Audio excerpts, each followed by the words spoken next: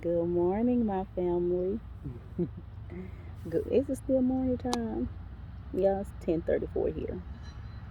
So good morning to some. Good afternoon to some. But I'm sitting here at the park, right? All by myself. What Celine Dion say?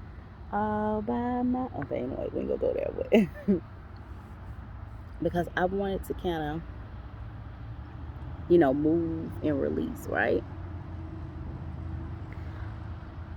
I began to question some things that have happened that I thought was clear. And when I felt like it was over, it wasn't an issue anymore, it popped back up. Why? Why does these things happen like that? And I started thinking about some people that have addiction. So actually, I was talking to my friend, a moment because, we had to touch the bases with some stuff. And I told her, I was like, it's almost like, when some people go to these counselings and rehabs for certain addictions and certain problems that have occurred repeatedly, they go sometimes only to circle back around to it. And I was explaining to her, I said, you know what? And a lot of things that we attempt to overcome, it happens that way because we do not get to the root of the cause, right? So today I got up, I had energy, but I had some stuff on my mind that I couldn't shake. You know, that's another story. And I'm probably going to record it right after this if I remember. But going back to getting to the root of things, say you have an addiction, and I'm not going to pinpoint any certain addiction, but say you have an addiction and you're going, for recovery, and you're going for all these group therapies and whatever fits your situation. You pumped up in the moment. You pumped up maybe even months to a couple of years after, but then you just find yourself faced with it again heads on. You didn't take the time out to learn your why. So you don't only learn your why when it comes to motivation. You don't only learn your why when it comes to jobs. You learn your why as an individual. Why am I here? Why am I doing this? Why am I feeling this way? So going back to the addiction, because y'all know I get the rumbling, right? We tend to fix the things that appease into the outer appearance, that we don't dive deep in, because sometimes when we dive deep in, you start opening up more pain. You start opening up more confusion.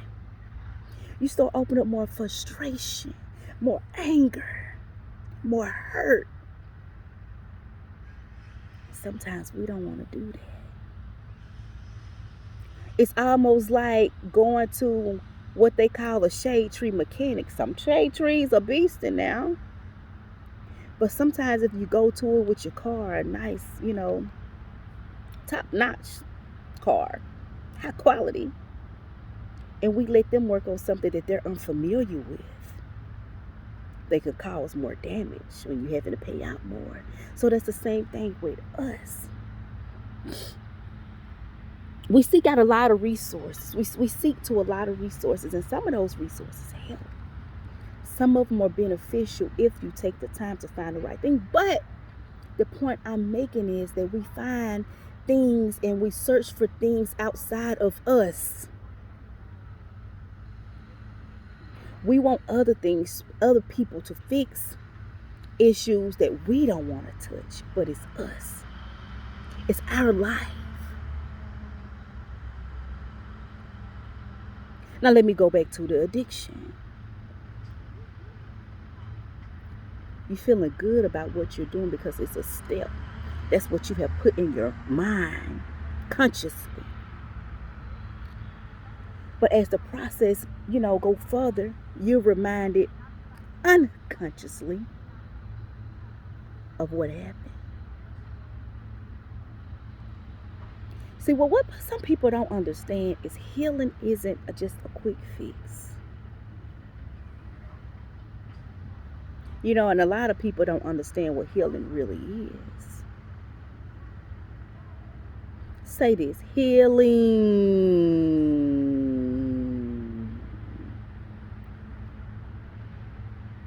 That vibration could last as long as your breath allows, right?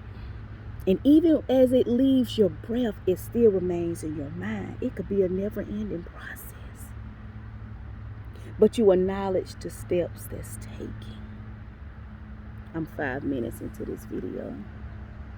I like to keep them short, but I just want that understanding to be present. So say, for instance, I'm going to say my addiction is drinking. I'm going for my treatments, my counseling, my group therapies. I don't hang around people that does this and that. I program my mind like this is not what I want to do, right? And sometimes when we tend to go to these therapists and stuff, they find ways for you to just kind of ski over. But what happens if you don't get to the bottom of it? You eventually find another addiction. That addiction may not be what you think it is. Oh, maybe drinking or smoking or something like that. But you could be addicted to just this person that you're talking to. You could be just addicted to, anything. It's like a lot of times we don't look for a cure. We look for something to just make us feel comfortable or ease our mind, and just to give us comfort on trying to find the right words to make us feel like we're progressing. Only for us to get worse whenever it rises again. What happens then?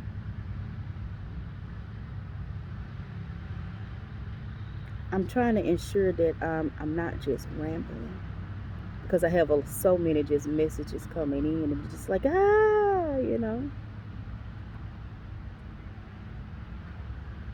Don't attempt to heal a addiction with another addiction. I'm angry. But if I could tell myself these mantras every day, and I could just make myself seem as if everything is going good, I'm no longer angry. But what happens when you're severely triggered and all of those mantras just go out the door and all that anger that you've had builds up and explodes because you did not take the time out to figure out why I'm angry. That should be enough. Because that goes along with self-love. Learning you. Accepting you. Maneuvering around to see the starting point. You know what I found myself doing, y'all? Going down my whole damn family tree of what I know. And there was so many patterns. And it made me just want to say, man, I'm finna step away. But that's not me. I can't assist people in walking in their truth if I'm not walking in my truth. Right? That's right. I'm going to get off of here. I kind of felt like I rambled. Somebody will get the point, you know? I thank y'all, though. I am the leading boss lady. Remember, all is well. All is well, as it will be. I am the leading boss lady. Best wishes on your growth and your manifestations to help you reach your highest elevation that your heart desires. Talk to y'all later.